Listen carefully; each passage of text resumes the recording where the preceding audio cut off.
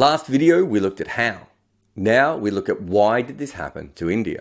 I think we have to start with selection, because it's cricket, and that seems to be the thing that people always look at first. However, if you look at India's squad, there are probably somewhere around 7 to 9 certainties in here, meaning that any players that you are desperate to be involved are only going to be fringe players at best and probably unlikely to move the needle. That doesn't mean that they couldn't have chosen differently.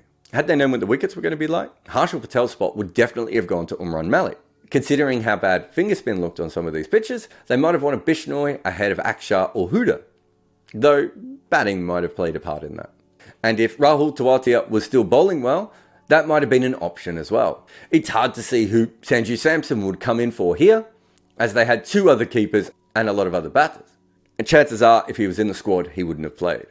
For me, there's really only one player who perhaps, if he was picked in the squad, and then somehow would have got a game, might have made a big enough impact to change everything.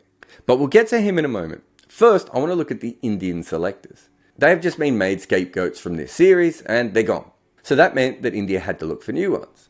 And there's something I heard Nikesh mention on one of the India on 99.94 podcasts. Just quickly, by the way, our previous episode, we talked about selectors and selection committees, and I gave the comparison with England, who have now appointed a national selector, and that is Luke Wright. And it's funny, isn't it? Because India's advert, or the BCCI's advert for these roles, you've got to be retired for 5 years, you've got to have done this, that, whatever. Luke Wright retired to become a selector. Up until yesterday, he was a Sussex player still. And I just want to add something to that. Many of the smarter former players will tell you that everything that they knew about cricket is out of date after about 5 years. Nasser Hussain talks about this all the time. Now, it's not completely true, of course, but what they're saying is that the game evolves so fast that the way they played it is no longer how the current players are playing it. I had a conversation with a great player recently, and I was talking about things in the modern game, and he didn't even realize they were happening. And once he knew and started to think about it, he came up with really interesting plans.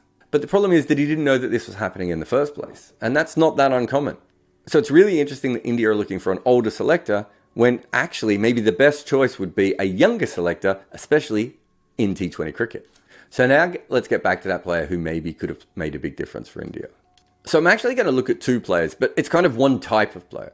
You have Rahul Tripathi and Prithvi Shaw. I think both are fairly high quality players. I'd probably rate Prithvi Shaw a little bit higher. But traditionally, neither have made a lot of runs, but they've done so very quickly.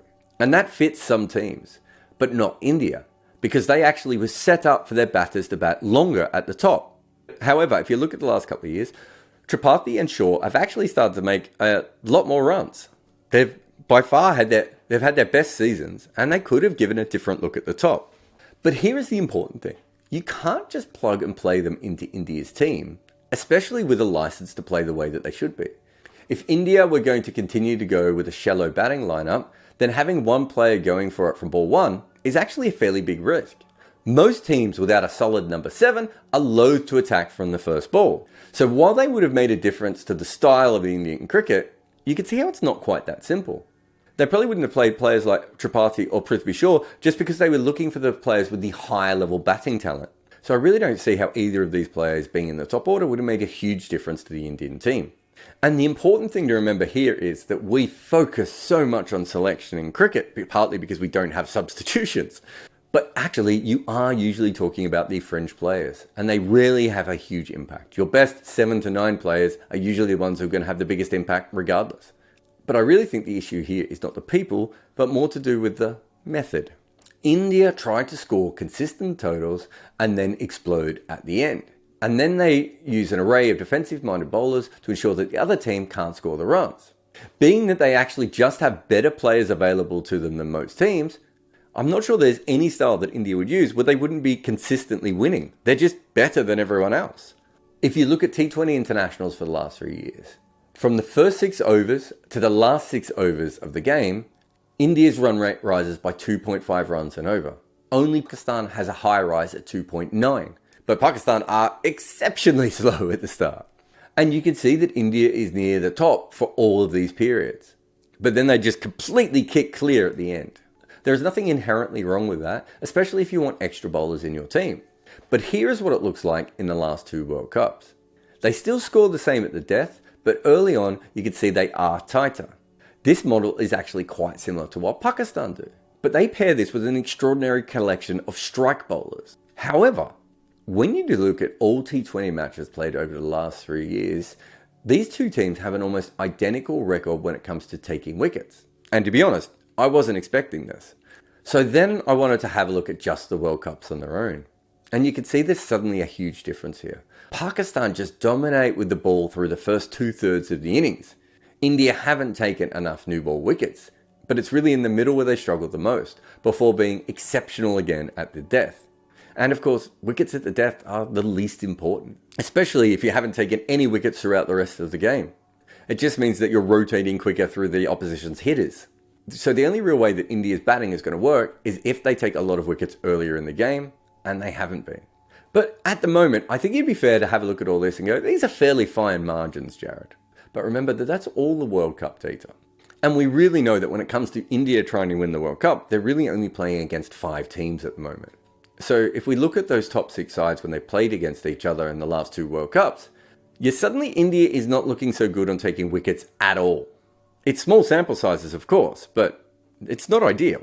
If you go to the middle overs specifically, these are the players who India have used the most in those middle overs of the last 2 World Cups. There are no bad bowlers here.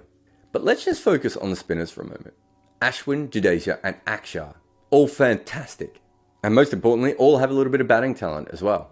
Ashwin and Jadeja actually have really good World Cup numbers overall. But between these 3 bowlers, India will take none for 140 against the top 6 sides in those middle overs. And those same 3 bowlers against the poorer sides average 12.5 runs per wicket. Now, I think some of that is a little bit of a fluke due to small sample size. Like, no one would actually expect that these bowlers would take no wickets against the good sides. However, these are not good wicket takers in the IPL when it comes to the middle part of games. I've got local and overseas players on this chart. And there's a triangle of players here that is worth mentioning, because it is Ashwin, Akshar and Jadeja. And none of them go at more than 7.5 runs and over, but like most traditional finger spinners, they struggle to take wickets. This is nothing that India would not have known going in. And so they picked them in part because of their batting and how trustworthy they are as players. These are top level players, but they are all spoiler defensive bowlers. And you will see that India does have good wicket taking options down here. Now, obviously the best middle overs bowler is Bumrah. He's kind of the best almost anywhere where you have a look at him. But you also have 2 interesting players right here, Yuzvendra Chahal and Harshal Patel. Both of these players were in the squad for India this time and also available for the previous World Cup. So it's simple, right? India make a mistake in not taking their best wicket-taking options for the middle. Except, as I mentioned before, Akshar, Ashwin and Jadeja have batting talent. And that is part of the payoff that India are looking at here. And not having Jadeja for the last World Cup, and also Bumrah, is worth mentioning, except for the fact that England had even more injuries than that, and they still won the tournament. But let's just have a look at the batting against the top 6 sides as well. Again, remember, these are small sample sizes, but these are also the most important games.